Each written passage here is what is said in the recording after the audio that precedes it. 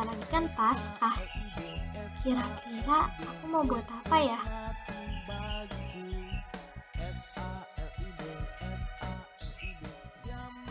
Nah, adik-adik, Yesus sudah mati di kayu salib untuk kita semua. Tuhan Yesus lakukan itu karena kasih-Nya kepada manusia. Jadi, kita harus mengasihi orang-orang di sekitar kita.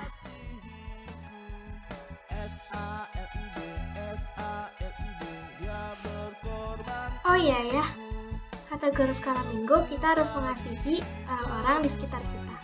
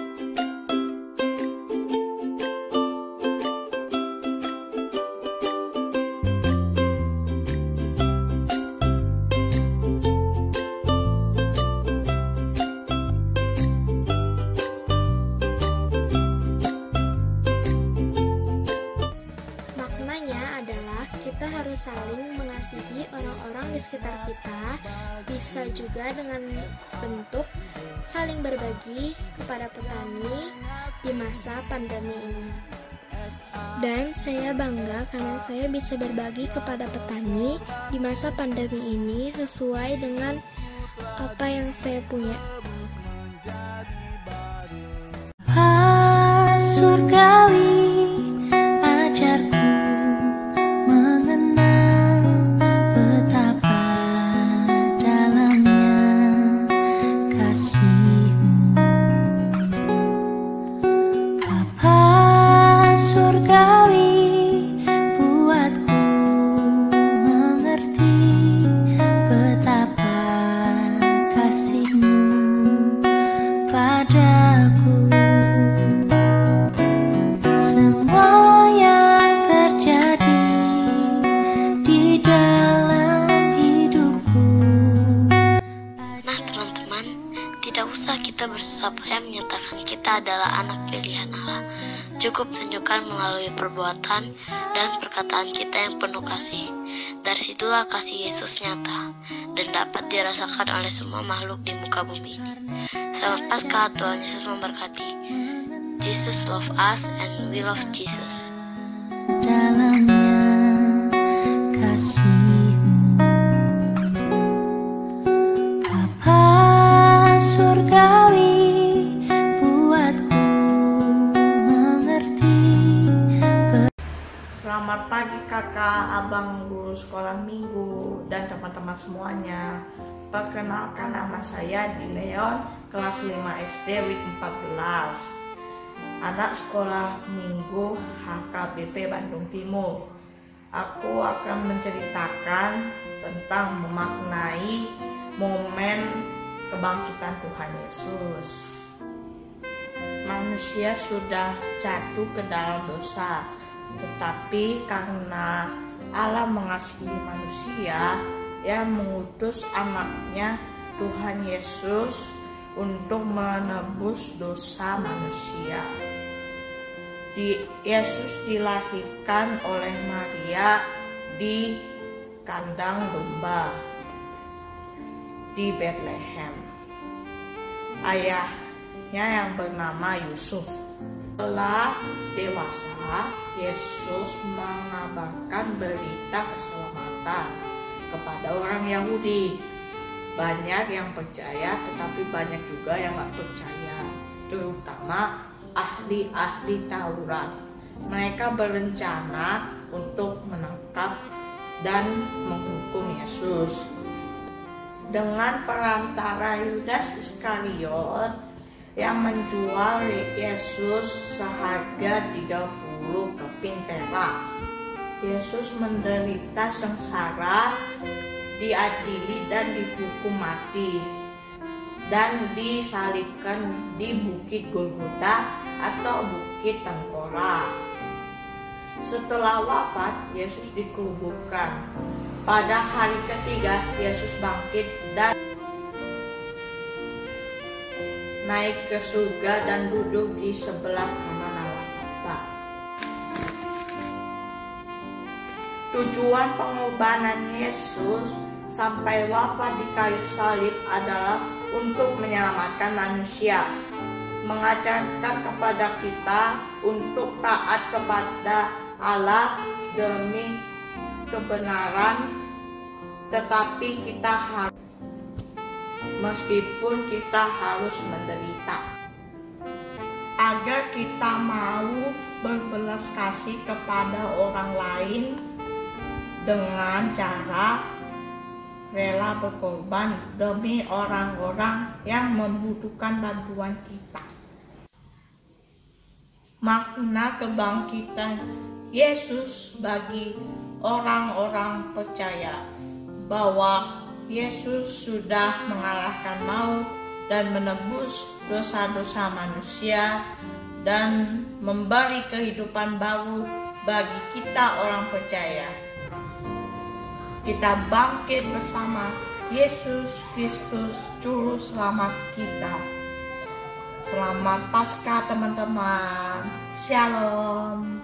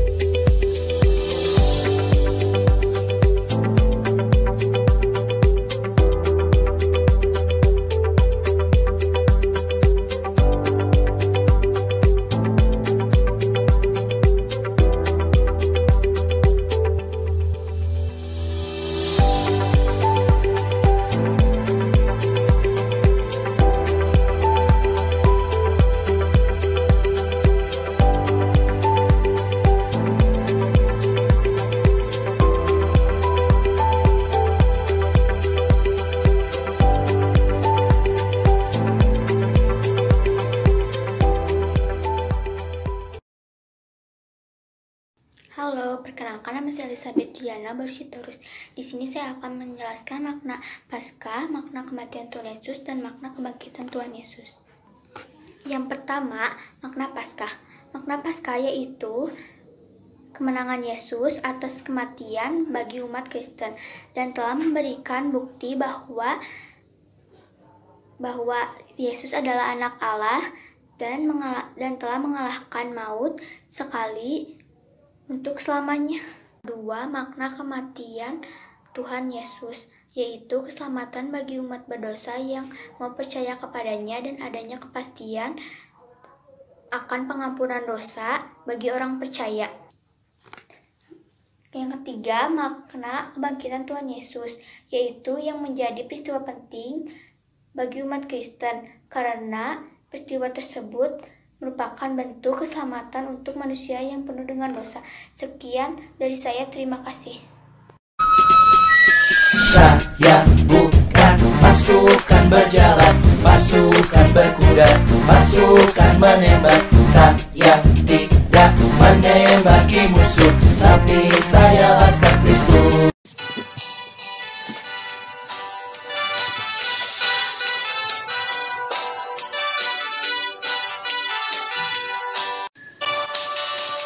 Apakah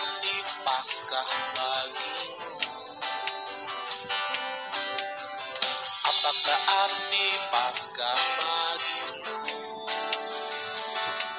Yesus mati di salib, bangkit di hari ketiga, menebus dosa orang percaya. Apakah arti Paskah bagimu?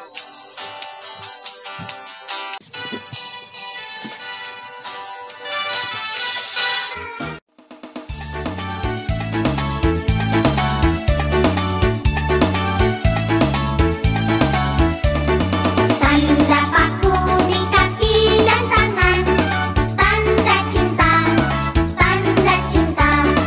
Tanda tombak menusuk di pinggang, tanda cintanya Tuhan. Itu semua Tuhan sudah terima, guna semua yang mengikut Dia.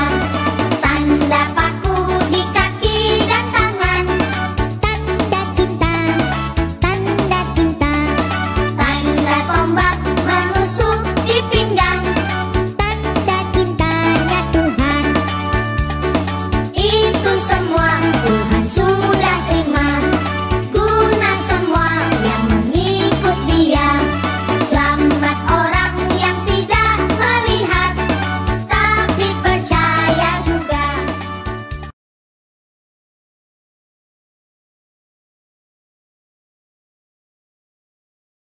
Kebangkitan dan harapan.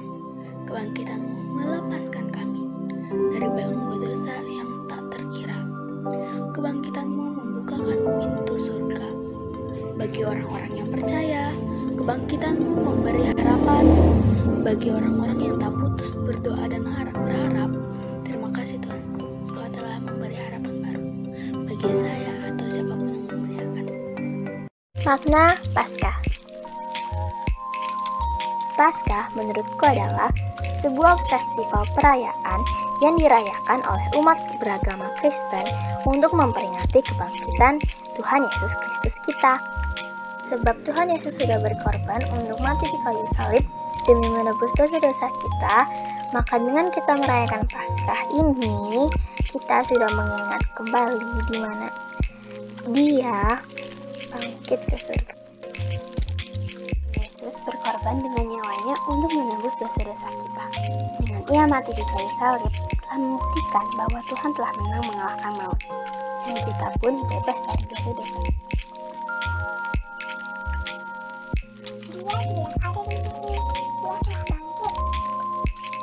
Makna Paskah yang sebenarnya adalah bukan untuk mencari telur, melainkan untuk mencari dan memahami apa yang sebenarnya Tuhan inginkan. Apakah sudah sesuai dengan kehendaknya atau belum? Sebab kebangkitannya sendiri telah dilihat oleh para orang yang dikasihinya. Tuhan ingin supaya kita mengasihi Yesus dan percaya atas semua perbuatannya bagi kita. Beberapa makna barang Paskah. Kelinci Paskah dikaitkan dengan sosok yang membawa kesuburan dan kebahagiaan. Disebut membawa kebahagiaan karena sosok kelinci membawa telur Paskah yang membawa kebahagiaan bagi orang-orang. Telur Paskah melambangkan sebagai simbol kehidupan baru dan sejahtera. Telur Paskah juga mengingatkan kita terhadap kebangkitan Yesus di makam. Sekian, terima kasih.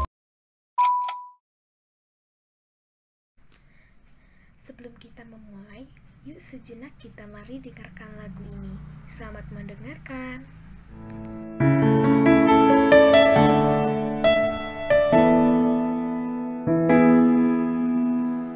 Telah kulihat bukti kasih-Mu, Kau menderita gantikanku. Teman-teman, Tuhan itu sangat baik. Ia memberikan nyawanya hanya untuk kita umat manusia, seperti yang tertulis di Yohanes 3 ayat 16. Darahnya yang mahal tidak bisa tergantikan oleh apapun, sekalipun itu sekarung berlian. Teman-teman, kita tidak boleh menyia-nyiakan pengorbanan Tuhan Yesus di atas kayu salib. Bagaimana caranya? dengan berdoa dan meminta pengampunan kepada Tuhan. Percayalah, Tuhan akan mendengar doamu. Selamat Paskah, Tuhan Yesus memberkati. Bukannya lagi ulangan? Iya, emangnya kenapa? Terus kenapa buka buku? Kan nggak ada yang lihat. Itu kan nyontek, gak boleh lah. Bolehlah sekali-sekali nyontek. Walaupun gak ada yang lihat dan di rumah tetap aja gak boleh nyontek. Iya kah? Iya, karena Tuhan itu melarang kita di kitab ke-8 yang berbunyi jangan mencuri. Maksudnya mencuri itu sama aja dengan mencuri jawaban. Nah, tertulis juga di kitab Kolose bab 3 ayat 17.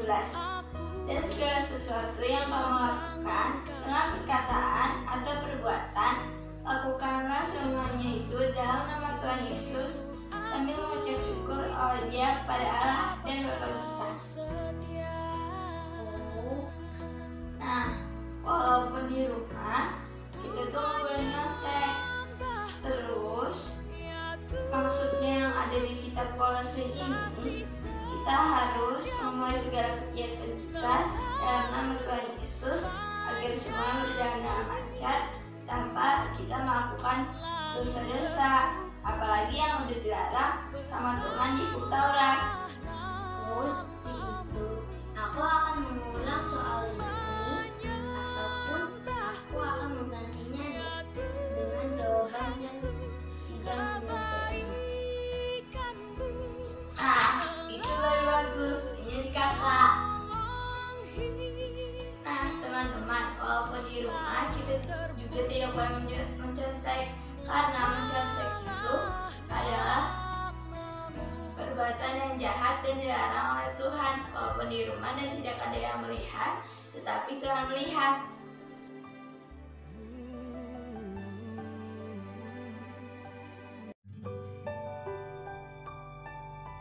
Shalom, nama saya Aldorino Simbolon, kelas 5 SD Santo Yusuf. Untuk menyambut hari kebangkitan Tuhan Yesus, ada yang saya ceritakan, yaitu pada hari Jumat jam 9 pagi sampai jam 3 sore setelah disiksa, Tuhan Yesus kemudian disalib, lalu Tuhan Yesus meninggal dan dikuburkan. Pada hari Sabtu, Bapak Pilatus mengirimkan prajurit-prajurit untuk menjaga kuburan Tuhan Yesus. Dan pada hari Minggu, pagi-pagi sekali, Maria pergi untuk melihat kuburan Tuhan Yesus. Tiba-tiba terjadilah gempa dan malaikat Tuhan turun dari langit. Malaikat Tuhan itulah lalu menggulingkan batu dan ternyata kuburan Tuhan Yesus terbuka. Prajurit-prajurit pun menjadi sangat ketakutan ketika Maria sampai di kuburan dan masuk ke dalam kuburan itu. Dan mereka melihat malaikat berkata, Tuhan Yesus yang disalibkan itu sudah bangkit. Lalu Maria keluar dari kubur itu dan berlari pulang untuk memberitahukan murid lainnya. Maria menceritakan pesan malaikat kepada Petrus dan para murid lainnya. Kemudian para murid berlari pergi ke kuburan itu. Setelah itu Tuhan Yesus menampakkan diri kepada murid-muridnya. Dan Tuhan Yesus berkata kepada mereka, "Salam damai sejahtera bagi kamu." Itu artinya bahwa Tuhan Yesus kita hidup dan berkuasa. Amin. Terima kasih, Tuhan Yesus memberkati kita semua.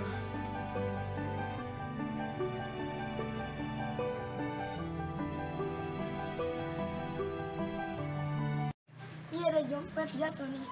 Kita kembaliin atau enggak ya? Mendingan beli mainan aja. Jangan dengerin dia, mendingan balikin saja. Udahlah, kita balikin aja. Punten.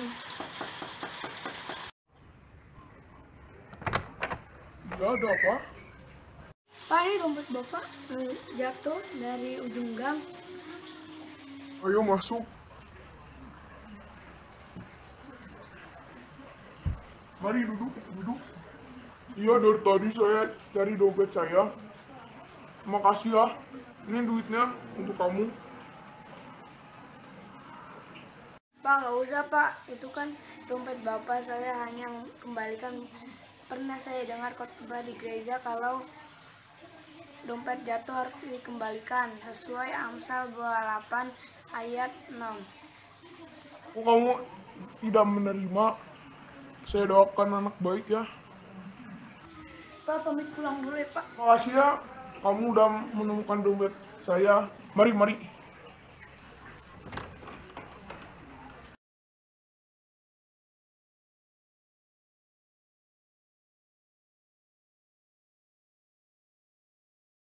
Cecil, cepat baca firman Tuhan, jangan main HP terus. Iya, bentar lagi. Udahlah, jangan main HP terus. Iya, bentar lagi. Cecil, kok masih main HP? Enggak kok, ini baru. Emang kamu udah baca firman Tuhan? Udah? Masa? Coba kamu kasih tahu kamu baca firman Tuhan dari pasal mana?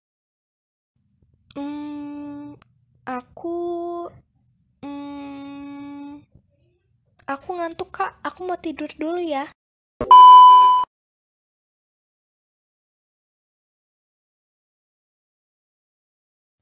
Cecil, kok kamu masih main HP? Katanya kamu mau tidur. Kamu kok gak mau dengerin kakak? Ingat Sil, pada kebangkitan Tuhan Yesus kali ini, Tuhan Yesus sudah menyelamatkan umat manusia dari dosa. Maka kita harus tahu betapa Tuhan Yesus sangat menyayangi kita. Kamu harusnya sadar apa yang kamu lakukan itu adalah hal yang berdosa.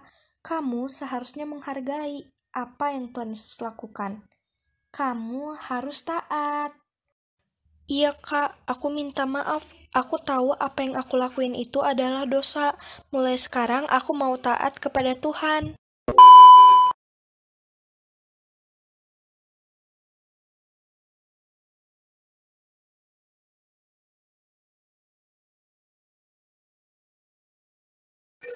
Wah, Cecil, kamu sekarang rajin membaca Alkitab. Kamu sedang baca tentang apa? Aku sedang membaca tentang kebangkitan Tuhan Yesus, Kak. Dan aku mendapat pelajaran, Kak. Tuhan Yesus bangkit bukan untuk menunjukkan kehebatannya, tapi untuk membawa kemenangan karena Tuhan Yesus berhasil menyelamatkan orang berdosa seperti kita, Kak. Iya, benar. Maka dari itu kita harus merayakannya. Selamat Hari Raya Paskah. Halo teman-teman. Oh ya teman-teman, sebentar lagi kan kita akan merayakan Paskah. Tapi karena COVID-19, jadinya kita hanya merayakan Paskah di rumah saja. Gak bisa ketemu teman-teman, kakak abang guru sekolah minggu di gereja. Ngerayain Paskahnya jadinya hanya di rumah saja. Gimana ya? Aha, gimana kalau kita tetap merayakan Paskah tapi hanya di rumah saja? Contoh kegiatannya seperti bernyanyi, membaca kitab suci, berdoa, menghias telur, ataupun mencari telur. Tapi yang terpenting kita harus berterima kasih kepada Tuhan Yesus yang sudah rela mati di kayu salib demi menebus dosa umat. Ku menang bersama Yesus Tuhan. Ku menang di dalam peperangan. Ku menang atas segala setan. Haleluya, haleluya, ku menang. Haleluya, dia bangkit. Haleluya, dia hidup. Haleluya, dia naik. Rohul Kudus turun.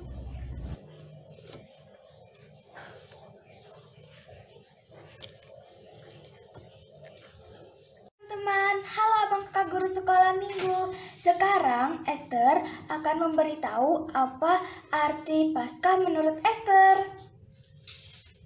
Makna Paskah menurut Esther adalah kemenangan Tuhan Yesus Kristus atas kematian, dan kebangkitan Tuhan Yesus artinya Tuhan Yesus memberikan kehidupan kekal kepada semua orang yang percaya kepada Tuhan Yesus.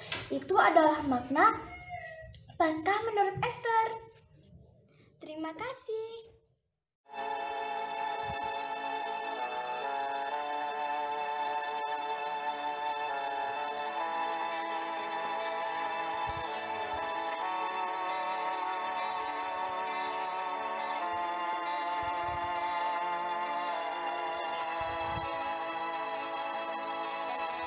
Bagaimana ku kan bernyanyi tentang kasih cintamu.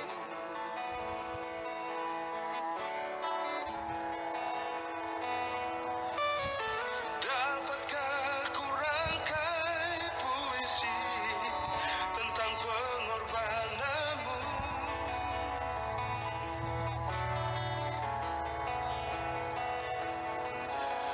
Duri yang pedih menggantikan mahkota kemuliaan-Mu, Tuhan. Karena diriku yang berdosa, nyawa Kau serahkan.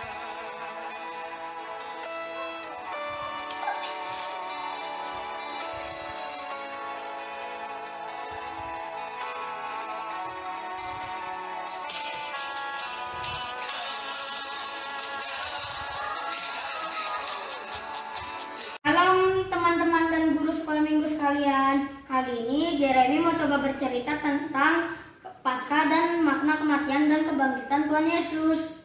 Dengan kebangkitan dan kematian Tuhan Yesus adalah pertemuan manusia dengan Allah. Dan dengan kebangkitan Tuhan Yesus terlihatlah kesatuan Allah dengan manusia. Makna kematian Tuhan Yesus adalah untuk menebus dosa kita yang bagi yang mau percaya kepada Tuhan Yesus. Terima kasih sudah mendengarkan. Dah. Dadah. Dadah Erik. Dadah Edo. Dadah Kak Penny. Capek ya main?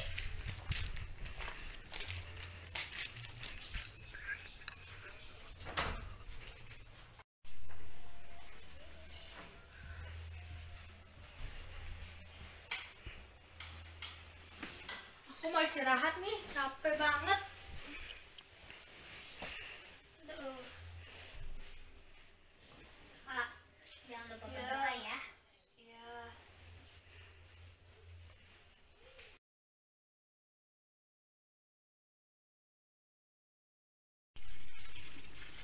Wah, sore ini indah sekali ya, awannya berwarna biru. Tapi kok aku kayak agak merinding ya?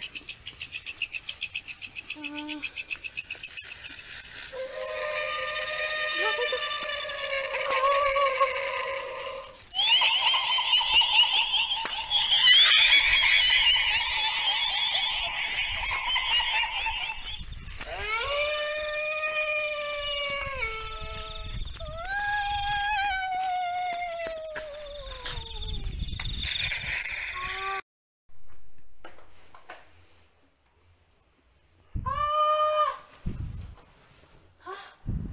Suara apa itu?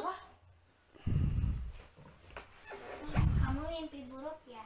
Iya, kayaknya karena aku lupa berdoa deh. Makanya sebelum tidur berdoa dulu. Ya, aku berdoa dulu ya.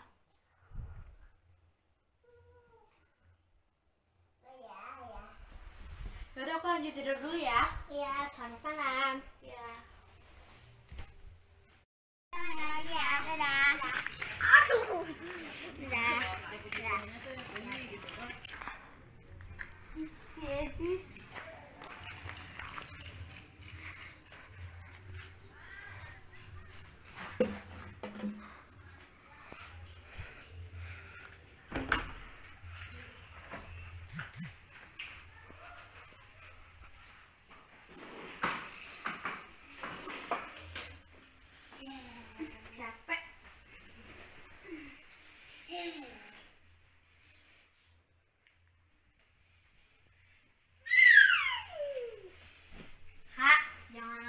berdoa. Sore ini indah sekali ya. Tapi kok aku jadi begini? Suara apa itu?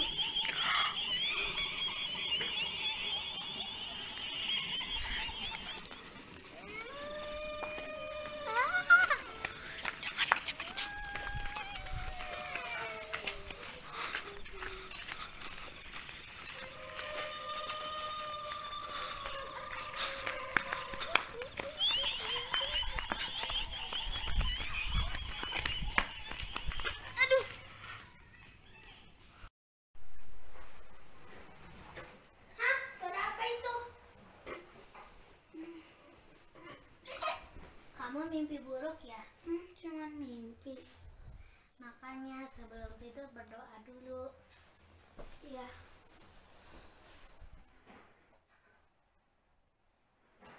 Dah.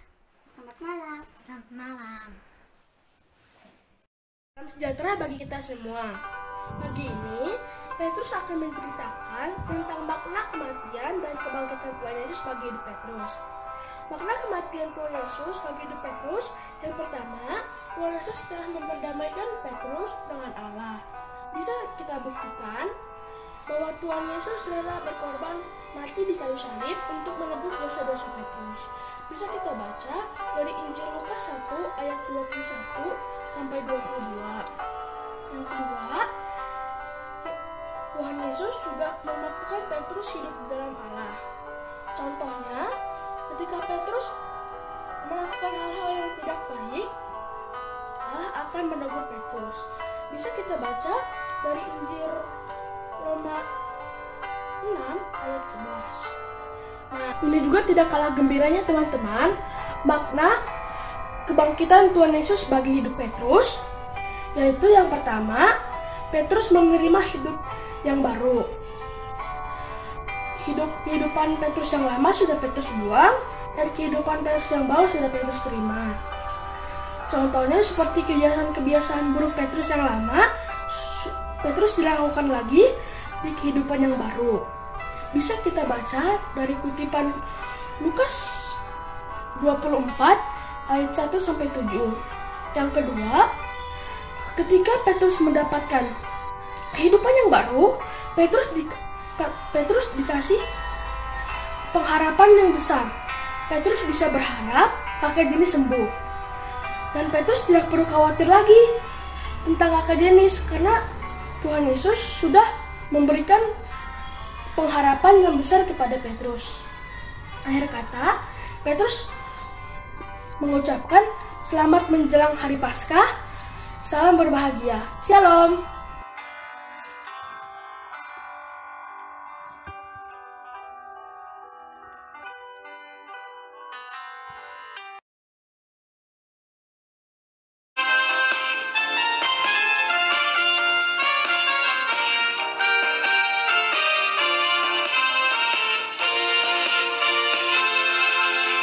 Jagalah hatimu terhadap dosa.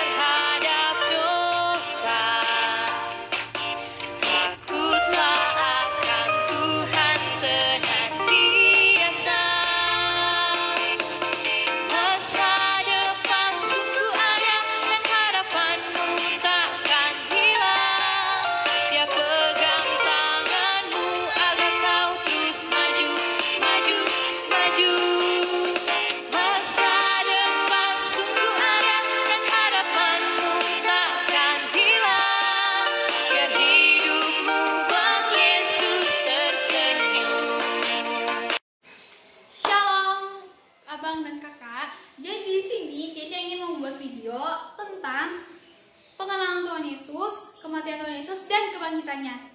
Jadi teman-teman, kakak dan abang, hari Paskah ini kita harus bergembira. Karena apa? Betul, karena Tuhan Yesus telah bangkit dari kematiannya. Jadi anugerah Allah Bapa kepada kita, sehingga diutusnya anak yang tunggal itu, Tuhan Yesus Kristus, ke dunia. Untuk apa? Untuk menebus dosa-dosa kita dan untuk memperdamaikan kita dengan Allah Bapa, sehingga anaknya yang tunggal itu dikorbankan, disalibkan, mati, dan dikuburkan. Pada hari yang ketiga bangkit pula dari antara orang mati, naik ke surga, duduk di sebelah kanan Allah Bapa yang Maha Kuasa, dan dari sana akan datang kelak untuk menghakimi orang yang hidup dan yang mati. Jadi, dalam Paskah ini kita memperingati hari kenaikan Tuhan Yesus. Demikian juga kalau kita yakin, percaya, dan taat pada Tuhan Yesus, serta melakukan hukum dan peraturan-peraturannya. Kita juga dapat mengalami kematian, tetapi kita akan dibangkitkan dan masuk ke dalam surga. Seperti memperingati hari Paskah saat ini. Oke teman-teman, terima kasih ya sudah mendengarkan Keisha dalam membuat video Paskah ini. Terima kasih, bye-bye.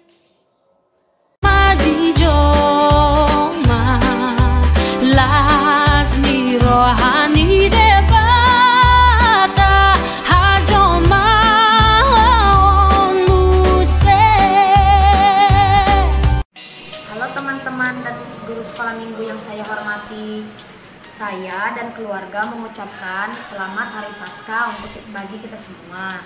Semoga Hari Paskah yang kita rayakan ini bisa menjadi sukacita kita dan semakin memperbaiki keimanan kita, walaupun dalam kondisi situasi COVID-19. Semangat hidup dan rasa syukur kita pada Tuhan tidak berkurang, agar Tuhan memberkati kita untuk dimampukan untuk melalui situasi yang sulit ini. Shalom.